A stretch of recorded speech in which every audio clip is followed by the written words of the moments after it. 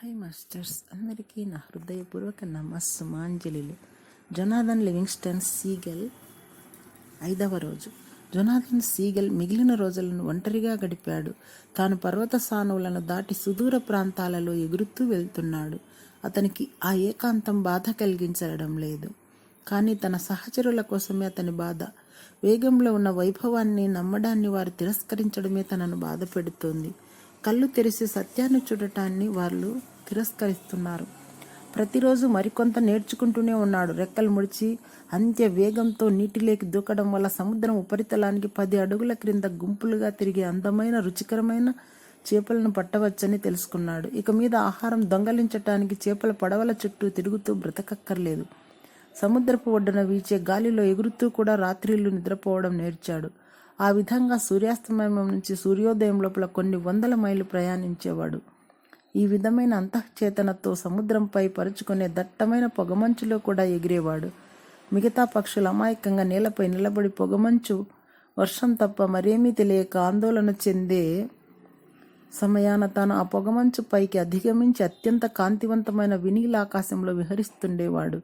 సముద్ర తలాన్ని వదిలేసి భూతలం మీద వీచే గాలిలో కూడా స్వారీ చేస్తూ చిన్న చిన్న కీటకాలను తినేవాడు. తన వాళ్ళ కోసం తాను ఏది ఆశించాడో దానిని తానే ఒంటరిగా అనుభవిస్తున్నాడు. ఎగరడంలోని మెలకువలను బాగా నేర్చాడు. అయినా దానికి ప్రతిఫలంగా పొందిన శిక్ష గురించి ఏ రోజు బాధపడలేదు.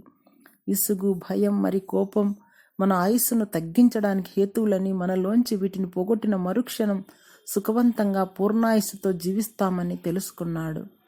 తాను అమితంగా ప్రేమించే ఆకాశంలో ఆ రోజు సాయంత్రం జొనాథన్ ప్రశాంతంగా ఎగురుతున్న సమయంలో 2 సీగల్స్ అతనిని గమనించాయి. అతని రెక్కల ప్రక్కగా ఎగురుతూ వస్తున్న ఆ 2 పక్షులు దివ్యమైన కాంతితో స్వచ్ఛంగా ఉన్నాయి. ఆ సాయంత్రపు ఆకాశంలో వాటి తేజస్సు మృదువుగా స్నేహపూర్వకంగా ఉంది.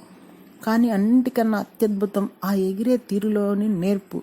తన రెక్కల కొనలకు కేవలం 1 అంగుళం దూరంలోకి తమ రెక్కలను నియమబద్ధంగా ఆడిస్తూ తమ వెంటే ప్రయాణిస్తున్నాయి.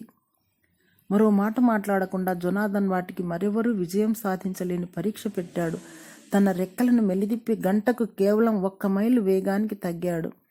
ఆ 2 తేజోవంతమైన పక్షులు అతనితో బాటే సున్నితంగా రెక్కలు మడిచి తమ వేగాన్ని కూడా పూర్తిగా తగ్గించాయి. అలా నిదానంగా ఎగరటం వాటికి తెలుసు. తన రెక్కలను ముడిచి గిర్రున బొంగరంలా తిరుగుతూ తలకిందులుగా నిట్టనీలుగా గంటకు 190 మైళ్ళ వేగంతో క్రిందికి దూకాడు. వారు అతనితో పాటు ఎటువంటి తొట్టుపాటు లేకుండా కిందికి దూకారు. చివరికి అంతే వేగంతోనే లంబంగా పైకి వంపు తిరిగి అతి నిదానంగా పిల్లి మొగ్గ వేశాడు.